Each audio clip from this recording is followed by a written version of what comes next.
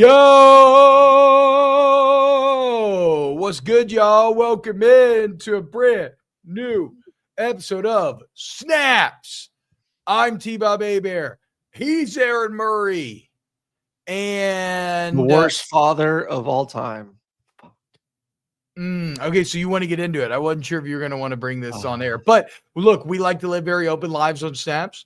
I think this could be a great forum for being honest about our mistakes and a way of gathering support and realize that everybody does stuff like this.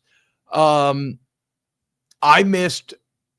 Well, I'll let you tell you, and then I'll let you tell the people, and then I'll let you, and then maybe try to make you feel better. All right. So at my son's school, they have student-led conferences where the students prepare for weeks and months to essentially demonstrate to the parents, this is what we've been learning this semester. So for the past 3 months, 4 months of school. And you go in there 20 minutes, they do all the presentations as a kid with the parents. And Sharon and I forgot that it was this morning. So we get an email from his teacher saying, just letting you know, the student-led conference was this morning. You missed it. And Maddox had to present to a counselor. And I remember a week ago, Maddox came into my car when I picked him up from school. And he had a note. How old is Maddox now? Maddox is 4, almost 5. Okay. Handed me a note. I was like, did you get in trouble? He said, no, you just read it, Dad. And it was like a whole note that was like, hey, I'm so excited for you and Mom to come to my student-led conference. I'm excited to teach you and show you everything that I've learned this semester. And I'm reading it like, Max, I can't wait to go next week. This is going to be awesome. And we forgot. Okay.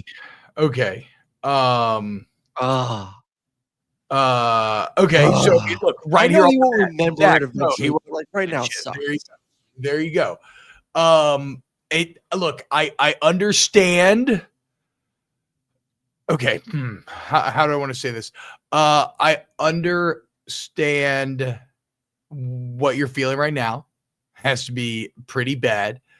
But like Zach said, he will not remember that. Also, obviously you bring him to ice cream or something like that. But then I think the main thing is just tell him to give his presentation at the house tonight. Yeah, tonight. And also in your defense, Sharon's been battling illness. Emma. I've had the flu. Emma. There you go. I've had the flu ravage my family one by one for over a week straight. Mm-hmm. It finally just wrapped up.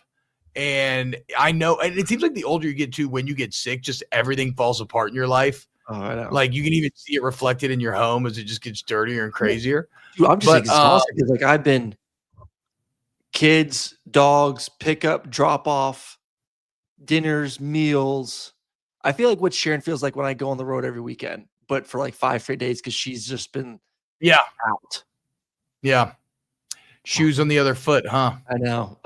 Makes you appreciate Mama a bit. Well, I've always appreciated Mama. Also is a high power to really truly appreciate it. To be clear.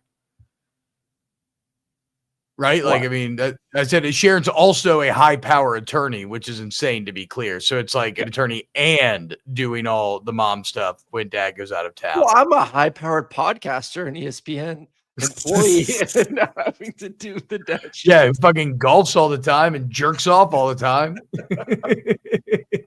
Who's sitting there? I bet you were masturbating when you got the call from the teachers. You're like, oh fuck. You were your dick was slathered in beef. I was in the infrared to add to the guilt. I was doing my contrast therapy, the cold plunge and hot before I run my 15 miles. Bro. So I mean, okay, to be completely honest, not unlike masturbation. You were in the middle of masturbatory self-care as you forgot about your child. Oh man. Anyway, look, it's all good. I missed dance recital one day, and she was mad at me for a little bit. But not like her recital, actually, just like parents watch practice day. So actually not nearly as big of a deal as what you did, but whatever. On top of it, my mom called me a bad dad last night because we went to this event for children's healthcare at the Brave Stadium, built this whole new park for kids. And Wait, hold on. I want to dive into this park for kids at the Brave Stadium because this sounds cool. I'm always into places that offer child. Is it like you drop your kids off, or while you're at the game, you go hang out with them in this park? You hang out with them in this park. It's literally outside the stadium. Like you have to walk into the gate of the stadium. And they have this whole area, like this little mini field. They have rock climbing. They have whatever. Just a good place for kids. Yeah. So we went last night because it was the opening, and I'm on the board for children's. And Maddox gets up the bat, hits a ball, and runs to third base instead of first. So my mom, of course, calls me. Says, "Aaron, your father played professional baseball. Your brother played professional baseball. You grew up playing baseball, and you have not done the duties of fatherhood. That your son doesn't know how to run the first base." Like, at least he ran. At least he ran. Like, just be like, oh, whatever, Mom. We're a football house now. Fuck baseball. No. In all seriousness, though, T-ball is the biggest waste of time of an activity that I've ever engaged in as an adult. I kind of actively steered my daughter away from wanting to do T-ball again. Oh, we're trying. Trust me. I do not want to do T-ball. I mean, all it is everybody comes up, freaking hits the ball. Nobody's ever gotten out once. Maybe like there's one kid in the entire league that can scoop it up and beat the guy person to first. It's just everybody taking turn. It's so stupid. It's so dumb. It's so stupid. And it doesn't get them tired. They're not doing anything. They're just standing around. Yeah. No, I know. I'm not a fan. Jack Flyer says, T-Bob, I returned in my glory from the gym after taking my Cypionate and IGF-1. Time to get back at it. Love you guys, man. Isn't IGF? I had a buddy that used to take that in college. I think it's kind of like borderline HGH, if I'm remembering correctly. Peptides? He also wants to know if you take any peptides, Celine. That's funny. I just had a peptide consultation about 5 minutes ago. Did you? I heard I am very tempted to get into the peptides. I've heard nothing but amazing things from people that have taken them. Me too. But it is purely out of vanity that I want to do it. And there are a lack of long-term studies, which is a bit vanity. I would do it more for I'm thinking about doing it leading up to the marathon to make sure ligaments in my knees feel good. Well, yeah, apparently there's 8,000 different forms of peptides with crazy different names. Yeah, like recovery, this or that. It's like peptide. It's always like PB157 or something like that. I don't know if I'm going to do it or not. I don't know. There is one that apparently increases your dick size. Well, no, but at this place, they have penile enhancement. I do commercials for them. And what they do is, you heard of PRP, where they draw your blood, they spin it down and they re-inject it. I had that. I'm going to do PRP on my shoulder. I'm sure you probably do it on your face. I did on my knee. I'm surprised. So did you also get the leftover PRP put in your face, or did you do it all in your knee?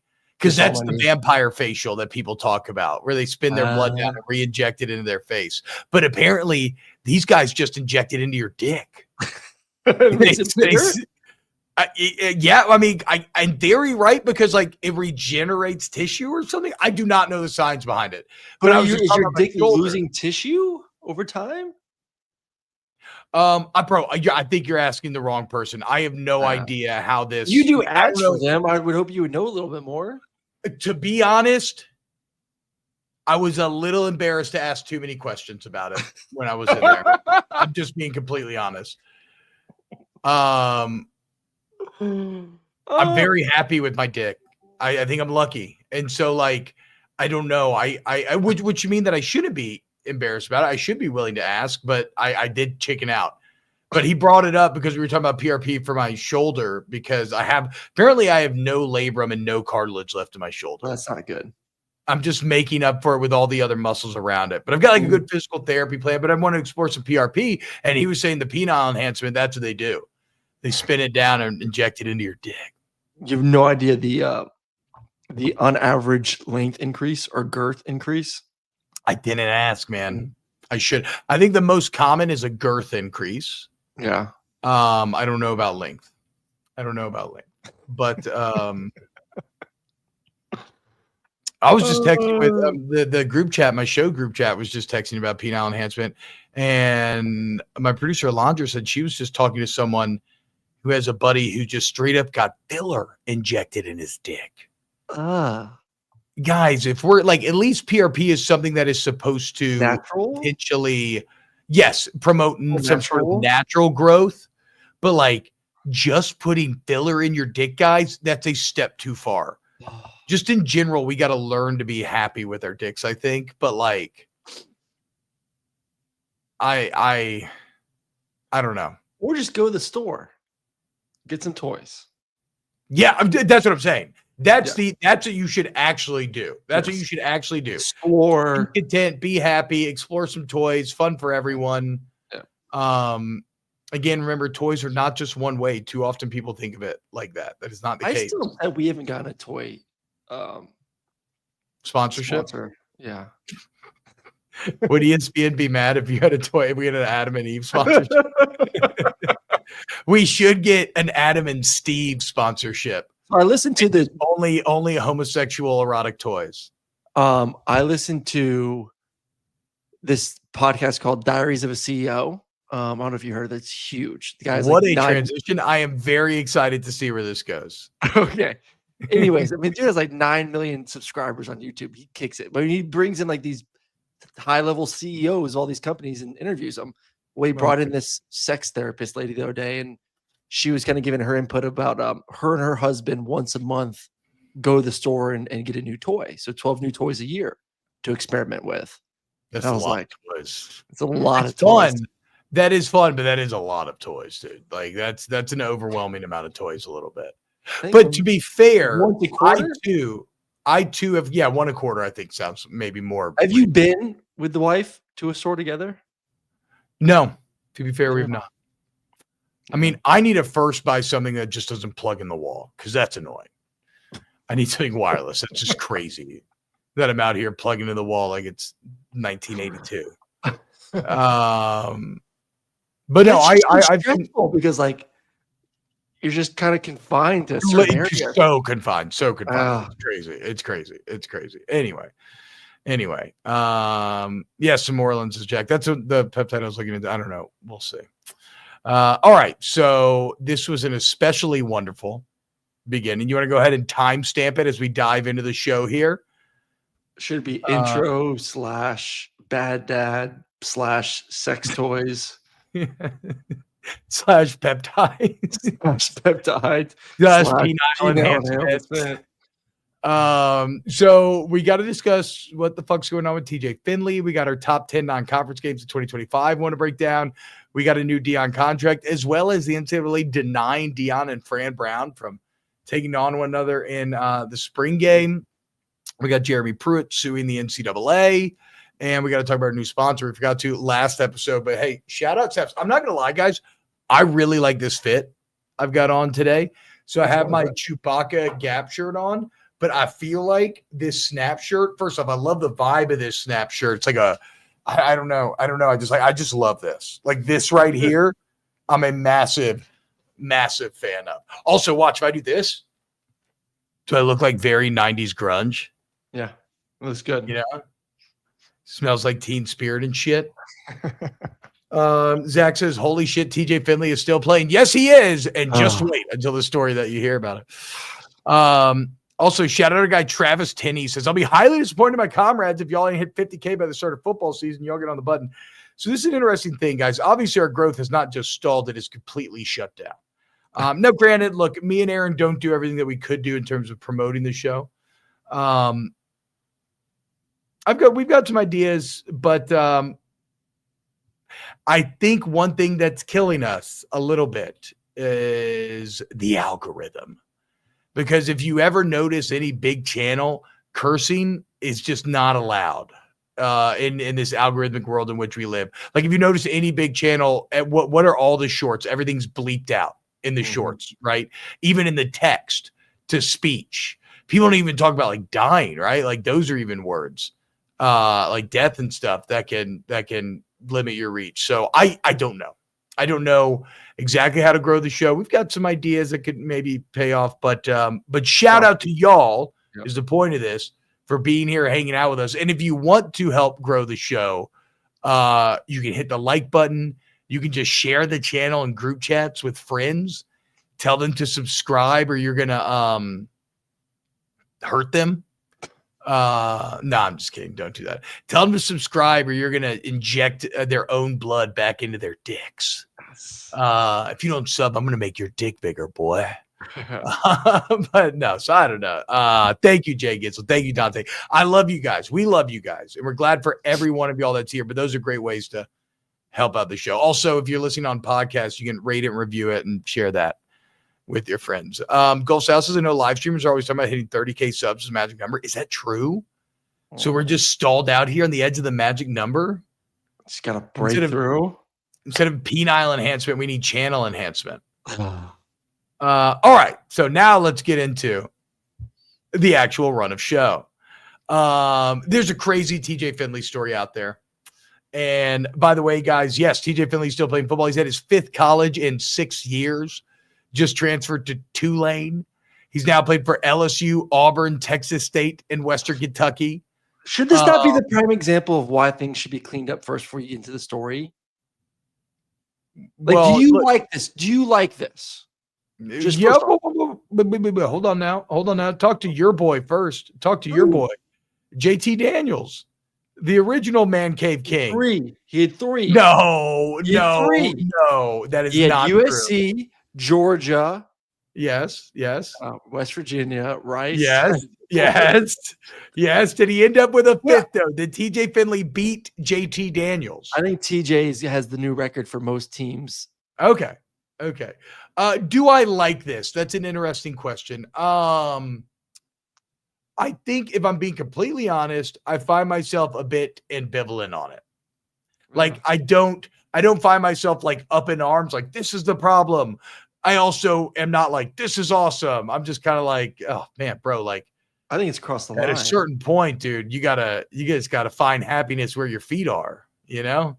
Or just move on. Understand or understand like it's time to move on from football and move on to life. If you're having to move this much, maybe you just ain't good enough, buddy. Like maybe it's time to find a new career path. But again, maybe I'm not going to tell anybody to move on now that they're actually making money. I know that's a big thing. You know what I'm saying? Money, but I do think from a sense of holding up the line, this is a problem. Well, he's not holding up the line. He's leaving. Yeah, but he's on the line other places. Now he's on the line up at Tulane. It's like, dude, like. Well, to be fair, he's brought in to be a potential Tulane replacement for Darian Mensah. I don't think he's supposed to be necessarily the guy. I think he's a part of the company. He is a scholarship. He is a body that is taking up space. He was good at Texas State. He should have stayed at KMC. Yes, that was easily his best stop. He was actually surprisingly frisky as a true freshman at LSU. I thought he was going to do big things, and it just hasn't quite worked out anywhere else. Western Kentucky was a disaster. Yep. I thought that would have worked. It went awful, and then he didn't even end up playing. But here's where it gets weird. So he was just arrested on charges of connection to robbery of a car. Police booked him for being in possession of an item which was stolen at a value of more than $25K. He told police that he had recently purchased the car in Atlanta. I got to be honest. Oh, by the way, Tulane has suspended him from the team pending the outcome of the case. So I get this broke like an hour ago. I get why this is going so viral. It's a crazy headline, crazy story. In my opinion, something about this story stinks. I don't know a ton about TJ Finley as a person, either good or bad. So I don't, for some reason, I personally feel like stealing a car seems out of pocket levels of insane. I would feel like I maybe would have heard something bad about him if he was the type of person that would just be out there doing that. Was it a stolen car? Was there stolen items in the car? No, it says a stolen car.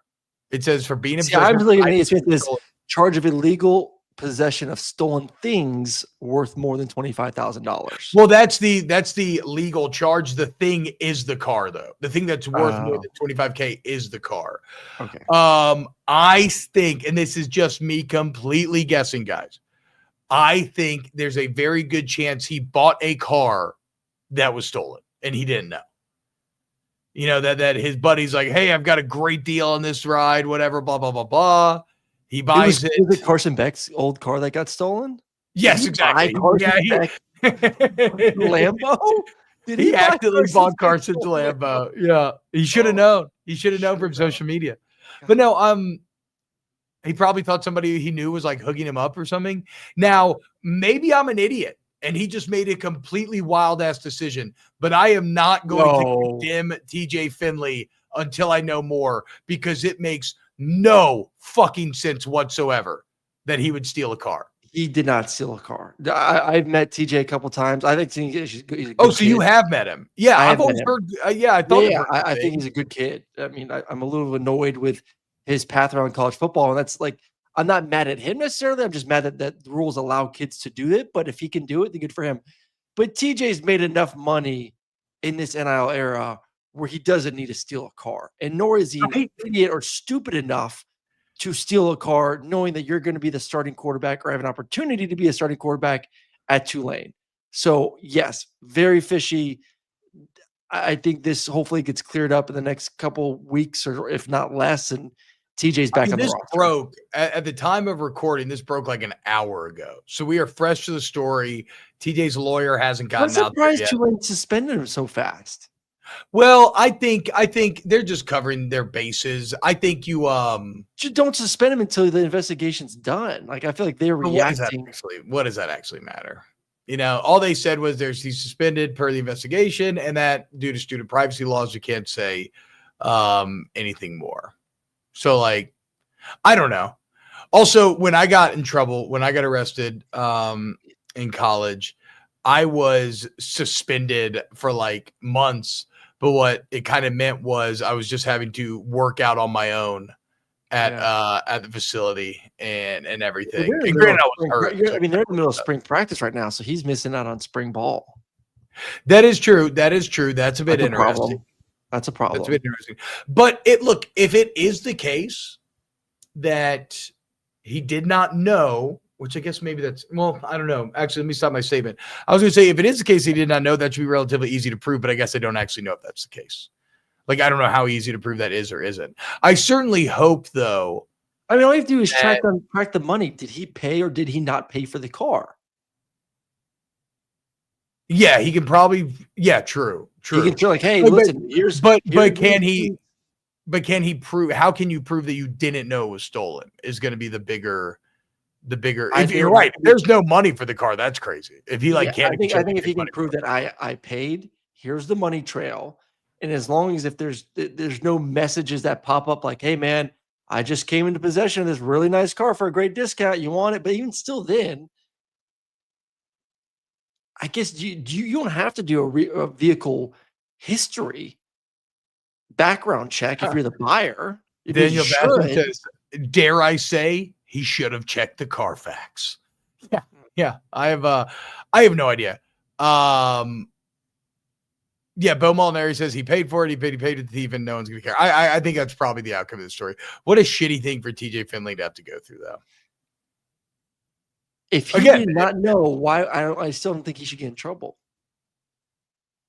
Well, he probably won't.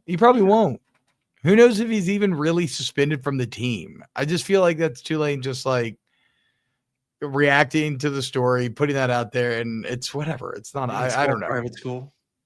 Yeah. All right. So there's a TJ Finley story, recent, just breaking. Ari Wasserman of On3 wrote about the top 10 non-conference games of 2025, Aaron. And let's get a little hyped up for this upcoming season, as again, because of how conference play works in college football,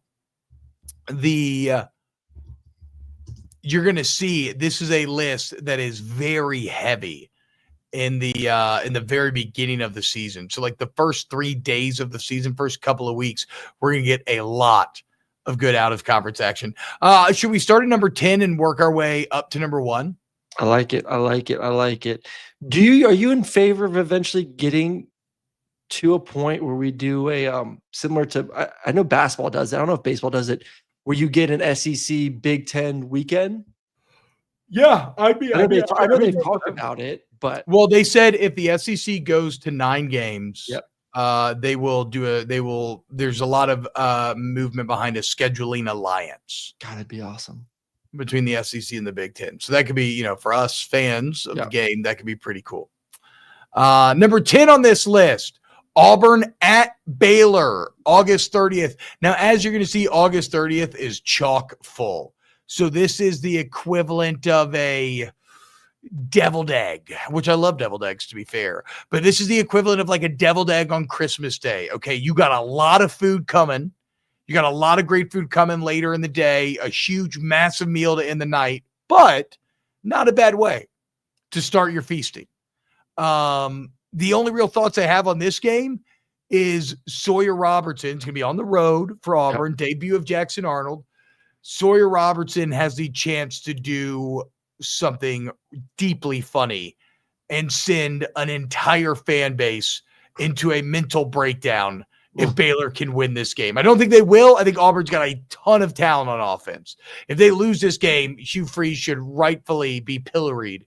But that would be so if funny. Auburn loses this game, the only discussion the entire season is going to be not if, but when does Hugh Freeze get fired? Does he make it to the season, or do you do it after the season? Because if you can't win this game, good luck getting to 7, 8, 9 wins, which is kind of, I would say, around that 8-win mark. Year 3 is kind of where he needs to get to this season. If you can't beat Baylor week 1, you're way behind the 8 ball. So, and look, I think Baylor's pretty good, but Auburn's got Cam Coleman and now Eric Singleton and Jackson Arnold, and fucking Hugh Freeze. I know. There's no excuse for Auburn to lose this game. I don't care that it's on the road, but on the road does. And it's not just those guys. Auburn's recruited well too. I think that Hugh Freeze has a mass talent. Auburn, even last year, was one of the 15 teams that was above the 50% ratio for the blue chip ratio. That's true. They had top 15, top 20 talent a year ago. That talent has now gotten better. I still believe Arnold has the talent to be a good quarterback. He didn't have the guys around him. He didn't have the receivers. He's in a way better situation at Auburn than he was at Oklahoma. I think he's with a better offensive mind. He's with far superior receivers, knock on wood, as long as they stay healthy, and hopefully with a better offense line as well. It's I'm guessing the O-line's better just because they're not going to be nearly as injured as Oklahoma. You hope they're not, but yes. Yeah, I guess you're right. You hope they're not. And this was a frisky Auburn team last year at times too. So when were they frisky last year? I'm trying to remember. Definitely 2 years ago. I mean, they had Alabama. I'm thinking 2 years ago with Georgia. They kind of weren't that frisky last year. No, not last year. I don't think they were actually kind of a massive disappointment last year, almost consistently. Oh, look at this. Graham family says that Disney a couple weeks ago ran into Aaron at Animal Kingdom Lodge. Thanks for giving me a Go Dogs back. Oh, hell yeah. Do you Georgia fans, do y'all see each other in the wild? Do y'all just walk up and sniff each other's butts? Just get down and sniff. Let me sniff that butthole, boy. Auburn did randomly beat the shit out of A&M. That's right. That was their highlight. They beat them in 4 overtimes. Okay, I'm an idiot. Never mind. I think the one disappointing game last year was when they lost to Oklahoma. You remember when they were? I still have no idea how they lost that game. Oh yeah. They blew that. Through the pick six. Yes. Oh yes, my completely God. blew that. Anyway, y'all get the point. Auburn should beat Baylor. Shouldn't be the most exciting game, but if Baylor wins, we all love a train wreck. And if Baylor wins, oh my God, the Auburn fan base will be in a tizzy. The number 9 game on this list, and this is going to be for you real college football enjoyers. This is not for the casuals. Illinois at Duke. Couple of 9-win teams chopping it up. Luke Altmaier, probably the guy that I said most improved quarterback in the country last year. Big money Darian Mensah. Trying to bring Manny and that Duke team to the next level. I love this game. Oh, shit, I don't have the date on this game, actually. Hold on. Let me September 6th. So week 2. I love this game as a barometer for two teams that are trying to go over. because both these teams took great strides last year. They're trying to go a step further. Winning this game will be key to doing so. At Duke as well. At Duke.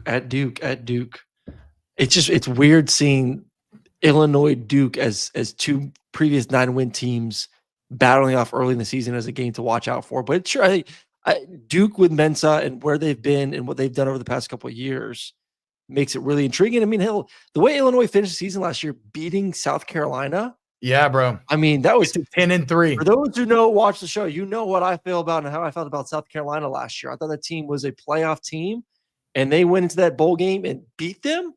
And I was like, and remember, it's in the context of Bielema making fun of Kiffin for all of his bitching about we should have gotten in the playoff. And he's like, I mean, we were 9-3 in the Big Ten. We should have gotten in the playoff. And then he goes and he beats another 9-3 SEC team just to hammer home the point. That was probably one of the more impressive wins of the bowl season last year was Illinois. The ones that I keep highlighting, definitely Illinois, and then USC beating A&M was insane. Yeah. USC had no business winning that game. Like that's the biggest black mark on year one of Mike Elko. Yeah. So Manny Diaz, Burt, couple of programs on the rise. We love to see that. Number 8 on this list, Notre Dame at Miami. This is going to be Sunday night, opening Sunday night, August 31st, Sunday night of the season. Hell yeah, Sunday night game. We love that. Carson Beck debut in a Hurricane uniform. Who's going to be the Notre Dame quarterback this year, Aaron? I'm looking that up right now. Right? Okay, I'm just making sure that I wasn't crazy for not knowing off the top of my head. Pine's gone. Yeah, Drew Pine just he's just at the portal. He's there. You go. Drew Pine's in 4 schools in 4 years now after he transfers. By the way, shout out Drew Pine, man cave, looking fucking sweet. Drew Pine's got Notre Dame, Arizona State, Mizzou, and now he's going to get someone else as well. Ooh. So Notre Dame doesn't know who their quarterback's going to be yet. Do they have anyone in the wing that's supposed to be good though? They have to have someone. And Jelly was good when he came in the it was at the championship or the semifinal last year. Remember he came in and he had some success. I think he led like a field goal drive. And Jelly. Yeah. Remember him? Oh, is that the kid that came in? Yes, and was throwing the ball all over the place. I like that kid. I like that kid too. That's what I'm saying. He came in there. I was like, Raven, man, this kid's a better thrower. Like, keep him in the damn game. He looked damn good the drive he came in there. Yeah. All right, Angeli. I kind of like that kid. Yeah. They got Angeli, going to be a redshirt junior. We love that age. You know, you'd prefer they maybe would start your first year as a redshirt sophomore, but still. And then they got Kenny Minchie, some guy named CJ Carr. They have a freshman named Blake Hebert. How about that? Probably pretty fucking good. Herbert or Hebert? Hebert. No, Hebert. H-E-B-R-T. No. H-E-B. Hebert. And no, Hebert is not. Stop it. Hebert is not spelled Herbert. It's spelled Hebert. There's no R. Okay? I've said this my entire life. You're going to mispronounce it correctly. Of Boxford, Massachusetts, Hebert. Anyway, Steve Angeli, maybe we got it. So, Carson Beck, Angeli, Miami, trying to prove themselves at a time when I don't have a lot of faith in them. Notre Dame coming off a natty. That's a good game. That's a damn good game. Carson Beck, can he get the distractions and put them behind him for the offseason? And as you've alluded to, who are the weapons? Like, you're not going to be with him all spring. I don't know when he's going to be able to start throwing competitively. You're talking about a very limited amount of reps between a new starting quarterback and new receivers going against Notre Dame's defense. That's going to play a lot of man-to-man coverage. Oh my and you know God. They're going to be pretty damn good. Like Miami's really damn good. Yeah, I do not feel confident with Miami. And like there will probably be just as many Notre Dame fans at the game. Yeah. As Miami fans, if not more, in Hard Rock there. I'm maybe talking about my ass there, but I feel like that's the case. Oh man, you're right. Beck's gonna be in trouble. I mean, I went back and watched the Georgia Notre Dame game the other day. I think 2 days ago, I was watching it, just doing some scout work on Georgia's quarterback, and that defense, that secondary for Notre Dame I mean, they pride themselves on it. They did it all year. It is sticky, man-to-man coverage, in your face, bump and run, very little separation, new quarterback, new receivers, not a lot of time working together. It's going to be interesting. And remember, that was without Benjamin Morrison, forcing some young guys into action that will be back next year. Yeah. For Notre Dame. Notre Dame's going to be good. Number 7 on this list, they got TCU at UNC. It's a little high. Now, it's a little high. I would have definitely put this 10th, maybe 9th. Maybe actually no. I would have put Notre Dame, Miami definitely should have gone before this. And Illinois Duke, I actually think is going to be a better game. But this is Bill Belichick's first game. And how about this? Monday Night Football. Yeah. Isn't that great? So this will be one of my favorite lines in The Hobbit, which one of my favorite things to do is to read to my children the first couple chapters of The Hobbit. It's so fucking funny. But I love when they're talking about hobbits and they talk about filling in the corners. That's how these fat little fucks talk about filling their belly, like at the very end. Like, you've had dinner, you've had dessert, you've had all this shit. Now it's time to fill in the corners, right? Just the edges. This is a big filling in the corners game. Yeah. We will have gorged on an entire Saturday. We would have gotten our Sunday night Notre Dame Miami. And then as a little post-dinner cigarette, let's watch Bill Belichick at home, Monday Night Football. I don't know what the fuck TCU is anymore. Let's see what's going on there. This wouldn't be on the list if it wasn't for Belichick, obviously. But but that's a big deal. No, I agree. I'm excited to get another premier coach in college football. My boy David Andrews was just there speaking to the team the other day. Talking to him, I know he's excited for Coach Belichick to be there. So. I don't know. I don't know much about TCU. I'm with you on this one. Like I know the storyline of Belichick. So I'm rooting for a successful start because I think good coaches in college football is going to get harder and harder because of the way it is. Yeah. If Belichick can have success, it's good for the game. So I think it's probably true. Go Tar Heels. Good point. Go Tar Heels. Man, David Andrews.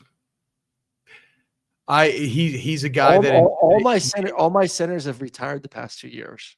It's sad. Which shows you how beast your sinners were, right? That they've still been in the league. Yeah. Ben just retired last year. David Andrews. And then I was roommates with Mitch Morris, who just retired. Good God, man. 3 NFL sinners? I love centers. And I work with you. NFL centers? And I work with you. So that's where I was going with the David thing. He intimidates me because in high school, I think he might have been a year younger than you, but in high school, he went to our rival school, Wesleyan, and I was the big dog. I was the number 2 center in the country, right? Like, I was the fucking man, and he just went on to be infinitely better at football than me. You know what's crazy? I'm like the classic popular jock that ended up working at fucking McDonald's, and he became a tech millionaire, and now he comes and looks at me and just laughs. David he's not tiny by any means, but compared to like Mitch and Ben, and I made Ben's a good 6'2", 6'3", but David's like 6'1". Mitch is like 6'5". To know that he lasted. That's a big center. 6'5" is a big center. Mitch is a giant. His wife is 6'3" too. Bro, not only did David Andrews last in the league like that, but he did it for Tom fucking Brady. I know. And the most notoriously detail-oriented, hard. Like, I've talked to my boy Ridley who played with Brady, and he said he would like freak the fuck out and like stop the play if Ridley was like 6 inches off his spot when lining up. And and you played center for that man? Well, he benched his ass. You remember his rookie year? I don't know if you remember this, but he literally went to the sideline and he goes, put him on the bench and like bench. No. Yes. Oh, bro, I would be terrified. That's some mental toughness out of Dave. Next time you see him, tell him we don't really know each other that well, but tell him I said what's up, and that like I'm very cognizant of the fact that he is way fucking better than me. Because I feel like I used to think I was the man, and he ended up being so much better. Good old David Andrews. Number 6 on this list, and this is one of the only late season edition, really. Clemson at South Carolina, Woo. November 29th. Now, this could go higher on the list, but as Ari, I think, points out, which is a good point, Clemson's going to be championship relevant at this point in the season. I'd be shocked if that wasn't the case.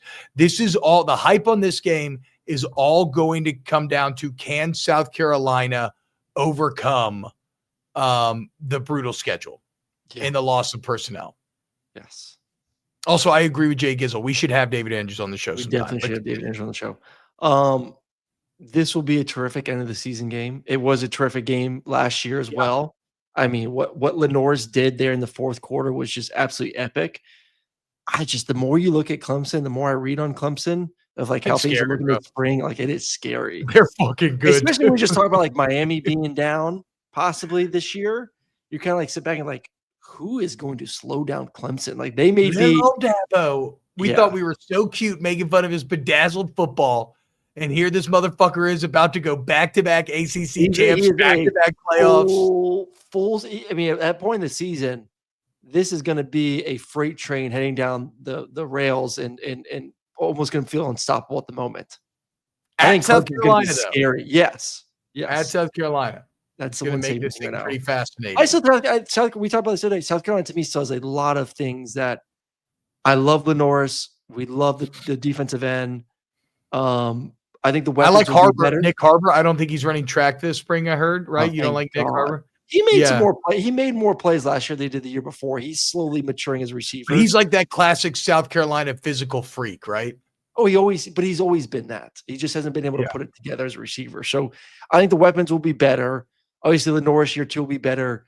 What will the defense look like? But Clemson's just fucking loaded. They're just loaded this year. This is a Clemson top 4 roster in the country this kind of year, kind of thing. KMC talked about TBob. We have to talk about the irrational fear of a 9-3 ACC team. I mean, okay, here's where I sit as I see it. Cade Klubnik got awesome last year. He actually might have been the most improved quarterback. He had pretty much Aaron. He had freshman receivers, right? Mm-hmm. We're all underclassmen that are very back. Young. Yeah. Yes, young receivers that are now back. Clemson's a team that got better as the year went on. Like they gained in confidence. And don't they have? They got 2 or 3 first-team All-Americans in the front 7? Mm-hmm. Like, if they beat LSU week 1, I mean, you look at their schedule. There's not another ranked team on their schedule, or besides maybe South Carolina end of the season. So they don't even need to beat LSU, but if they do, it's just more of a statement game. It's just like, woo. I mean, Troy, Georgia Tech, Syracuse, North Carolina, BC, SMU, Duke. I mean, Duke could probably be ranked at the time. Florida State, Louisville, Furman, South Carolina. They're the most talented team in every single one of those games. Yeah. Yeah. Which granted, they lost games last year where that was the case as well. Yeah. So they're going to have to, they do have some things to prove. You're right, KMC. To be fair, they do have some things to prove, but they looked pretty good against Texas in the playoff. I mean, they lost last year to Georgia, South Carolina, who's playing as good as anyone else in the country at the time. Yeah, that's true.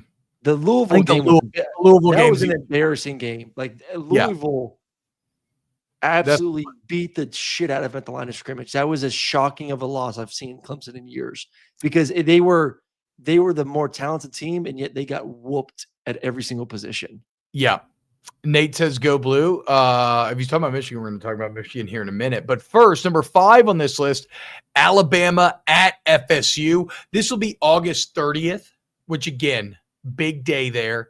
Ends with LSU Clemson. We also got Texas, Ohio State. So this is also a bit like what's in between the first deviled egg that you have in the morning. This is maybe like, okay, you've had some deviled eggs, the turkey's in the oven. This is like when the dip hits chips the table. Dip? I was say chips and dip. Exactly. This is like the chips and dip game here. Alabama, FSU. I'm interested in the brands. I understand the storylines. I just am kind of not that interested because I feel like Bama probably dominates. I agree. FSU. I'm interested from a standpoint of we know Alabama is going to have a very good roster, as they always do. The talent did not just disappear because they had a 9-3 season. but is the quarterback position good enough to make them a true contender? Like, that's what my eyes are going to be on. Like, is whoever the quarterback is for Alabama, is he good enough to make them a championship contender? Yeah, and I agree, Cape. I don't see how you can fix 2-10 in a single offseason if you're FSU. Like, Alabama should still be much, much, much better than the Seminoles. And good call, Locke. Yes, this is breads and spreads, chips and dips. And Caleb DeBoer is still a terrific coach. Yes. Terrific coach. Yes. I think you need now I'm not as intimidated by him as I was before. No. But yes, to your point, still very good. Number 4 on this list, go blue indeed. This is September 6th, week 2, Michigan hitting the road at Oklahoma. Huge game for Venables. Michigan in a bit of an odd spot. I wonder where the Michigan temperament is. Like, how much they feel they have to prove. Because last year was a disaster until an incredibly strong finish. Yeah. It even ends up beating Alabama in a bowl game, despite the fact that none of your best players played. And then you get Bryce Underwood. So, like, Michigan fans got to be feeling pretty happy. But how much of that goodwill is burned if you go and lose to Oklahoma here?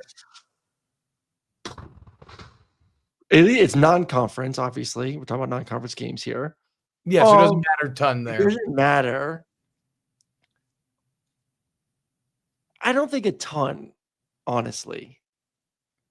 So you can always fall back on the fact that Underwood's a true freshman, and you're going on the road. I mean, it's pretty out of jail free card. It will be his first. I mean, I've put their schedule. I'm guessing his first true road environment, his true road game. You're talking about an 18-year-old kid. I think uber talented. We all know that, but still making his first start on the road against Venables and his defense, and a defense that got much better last year at Oklahoma. That's a tall task for a young kid. That's true. So Michigan's still probably playing with a bit of house money here, while nothing could be further from the truth from Oklahoma. Yeah, they gotta have this. They have their schedule. They got to have it in every way. They have to have it for belief of the fans, to justify Mateer and bringing the OC over. The fact that you're at home. Underwood versus Mateer is a sneaky fun matchup as well. Yeah. You know, a really good upperclassman, an old salty vet against the old line against the young cub. So Michigan's first game is against New Mexico. And then you have to turn around and face Venables and his defense and all the exotic looks and fronts and coverages and blitzes and on the road. Oklahoma's got to win. Oklahoma's got to win. I think this is way more of an Oklahoma must-win at-home situation.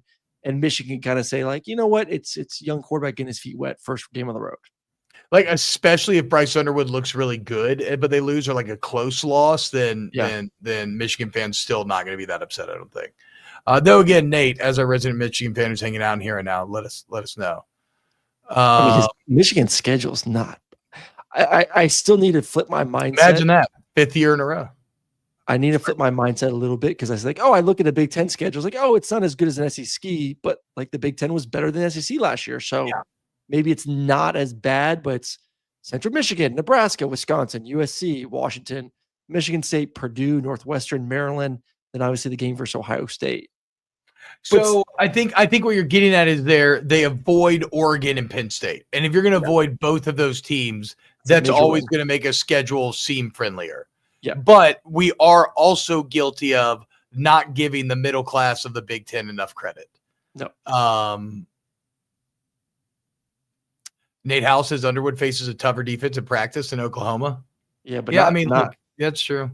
Not the environment that he'll be in there. It is very different going into a hostile environment and knowing that hey, you throw a pick in practice, that sucks. You throw a pick in the game, it may cost you the game. Little different butt clenching moments. You just got to be like Aaron Murray and just not give a fuck and be a gamer. Just go out there and sling it. Talking about practice? Yeah, get out of here, dude. Number 3 on the list, September 20th. So this will be week 4, I believe, or maybe week 3. No, 4. I don't know. It doesn't matter. Week 4. Yeah. 4. Florida at Miami. Lagway versus Beck. And here's the most interesting part about this, Aaron. Remember, Miami dominated this game to open up the Swamp last year. And remember, Cristobal after the game slamming the podium, talking about basically say like we run this state. Like, look at the direction the Hurricanes are going. Look at the direction the Gators are going. We are the man. And what's wild is for the vast majority of the season, Cristobal was correct. But in the way that it ended, it could not have been written to make Miami fans more insecure as to whether or not that's true. Because you saw Miami blow games down the stretch they had no business losing to miss the playoffs. And you saw a Florida team go 6-1 with DJ Lagway starting, beat LSU to keep them out of the SEC championship, beat Ole Miss to keep them out of the SEC championship and the playoff. Like, all of a sudden, is Mario Cristobal right? Is Miami better than Florida? Are they moving in a better direction? Again, something that rung true for 75% of the season and fell apart at the end. Until you lose to Georgia Tech here. God, I know this. I'm trying not to be a prisoner of like today's show and moment, but like, I'm like feeling like I'm walking away from today's show saying Miami is in trouble of taking a step back next season, which they should. I mean, Cam Ward's going to be the number one pick in the NFL draft. You're losing the number one quarterback in the NFL draft. You're losing your best receiver when it comes to stats in your school history with all the receivers that Miami's had. Your other top weapons. I know they've recruited well, but there's just a lot of youth and experience, and you're bringing back a quarterback that had some issues last year that's coming off an elbow surgery that's not going to participate in spring. So I just feel like today is kind of need to do more deep dive into Miami and the rest of the roster, but the defense was horrendous a year ago. Couldn't stop anyone. Cam Ward had to be Superman. He's gone. Yeah, I just kind of feel like I agree. I don't think Miami's in a better spot. Just let's be prisoner of the moment. Today, it feels like Florida's better. It feels like Florida will win this game. If we think that Notre Dame wins at Miami to open the season, then week 4, Florida wins at Miami. All of a sudden, Miami's cratering. 2-2. They better win one of these games. Losing both these at home, I think it's a good thing. Please jog my memory here. A Notre Dame loss would be a conference loss, or would it not be? I guess it's not. No. Is it not counting where they play? It would.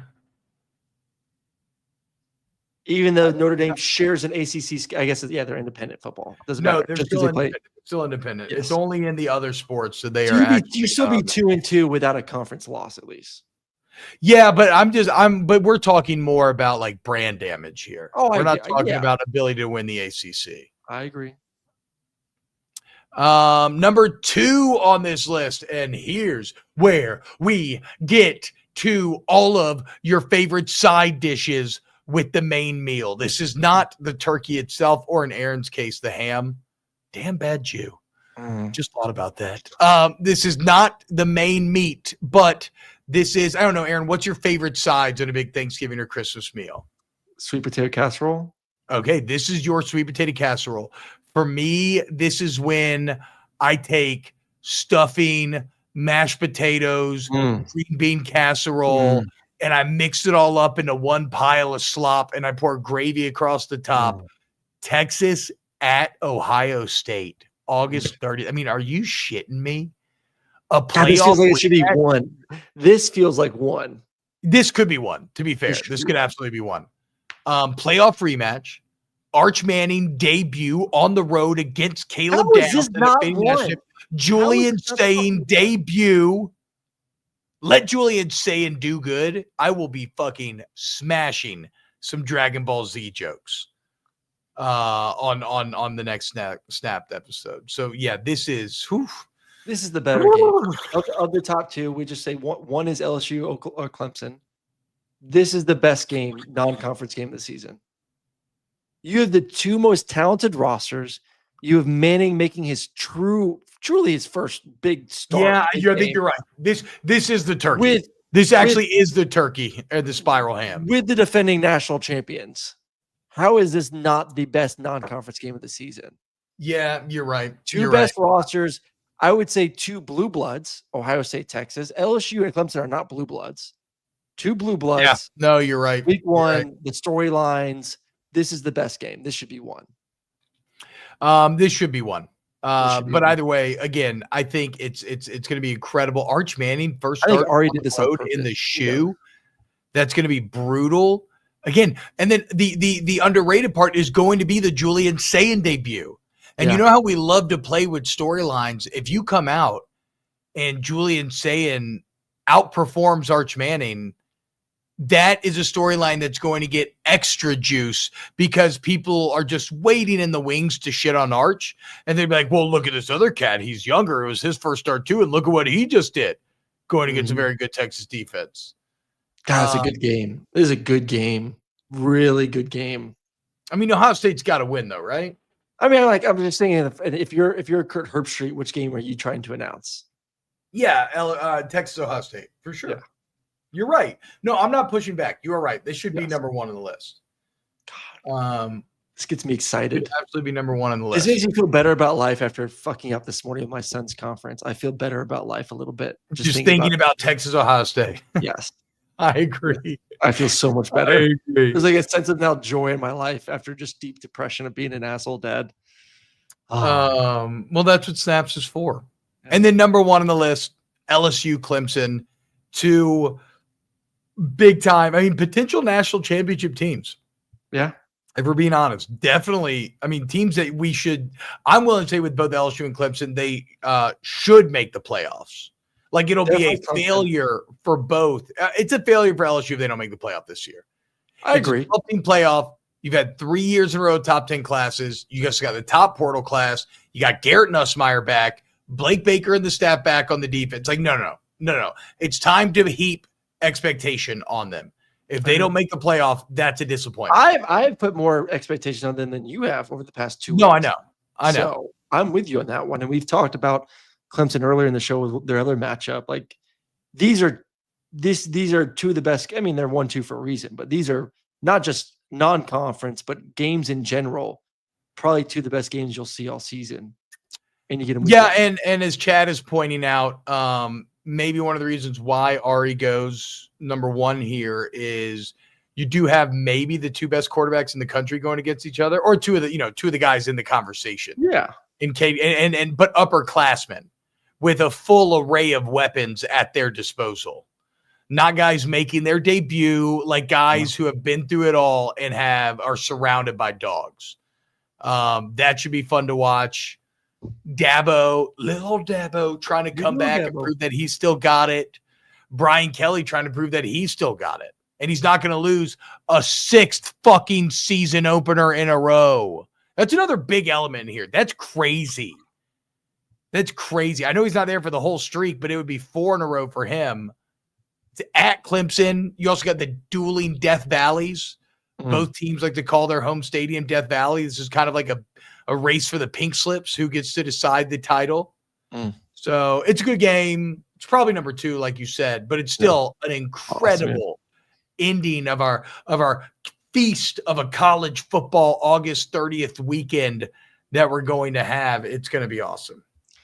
Before we get out of here today, can we just, since I made the thumbnail about it, can we just touch on Deion real quick? I realized that we got sucked into another list show and didn't do any of the news. Deion just got a new deal. His base salary has been increased to $10 million a year. He's the highest paid coach in the Big 12. He's top 10 highest in the entire country now. And it's interesting because it comes off, yes, he went 9-4, 7-2 in the Big 12, which where you look at when he got there, that's actually fucking insane. Yeah. But you're giving him this extension and increase, and he's going to be expected to maintain that despite the fact that he just lost to the number 2 quarterback in the draft and a Heisman winner. Like almost assuredly, Colorado's going to be significantly worse, and yet you're going to be paying him more. But you kind of know that when you make this deal, right? Like, you know, Colorado's going to be worse if you're the AD. But I think you made a good point the other day. Like, it's how much money has he brought into Boulder, into the university? So you kind of have to weigh that in with how much you're paying him as well, and knowing that you are far from the dark years and dark age of what you were a couple of years ago. Like, yeah, Yes. will they be as good as they were this past year? Probably not. It's not. It's almost unfathomable for a place like Colorado to repeat that kind of production without a Heisman Trophy winner, without Shador at quarterback. But they're not going to be 1-11 getting blown out by 30 points again.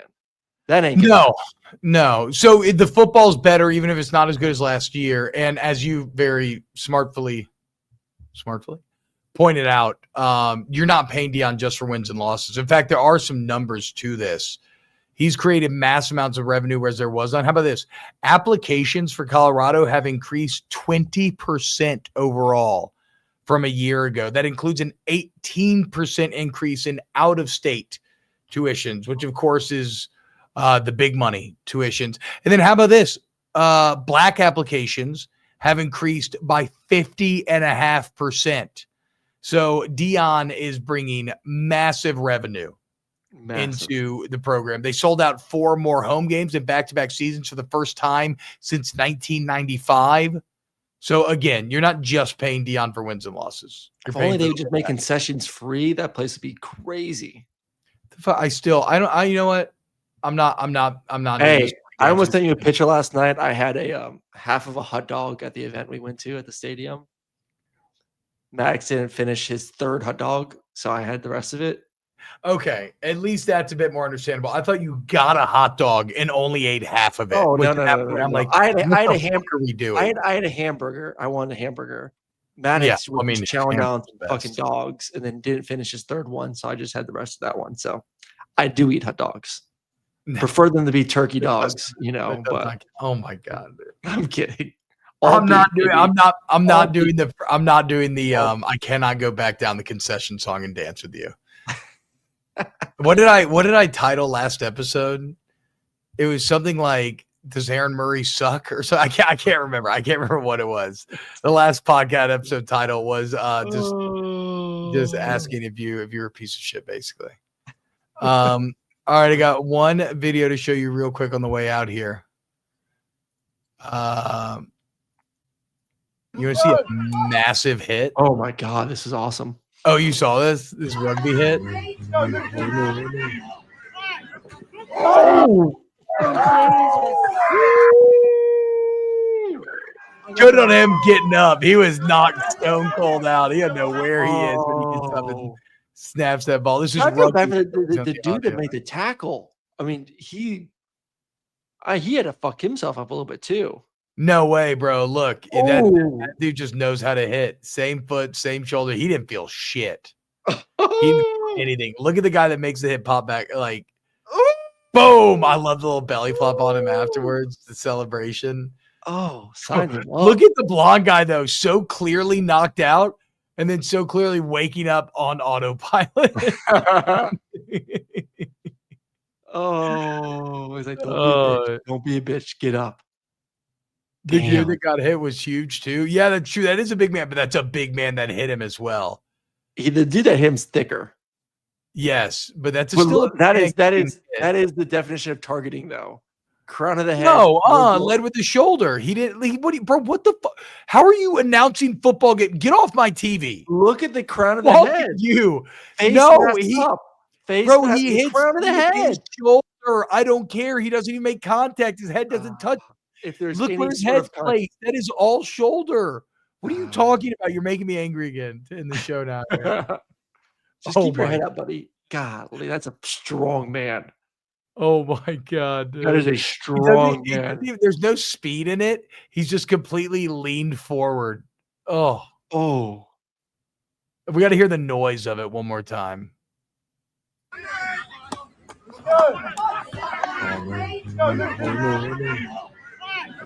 I mean, how did that break his chest? Oh, one more time, just so I can hear the crowd. The ooh and the Jesus.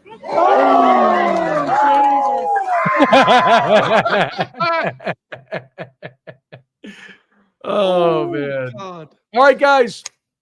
Another episode of Snaps in the books. Hope you enjoyed it.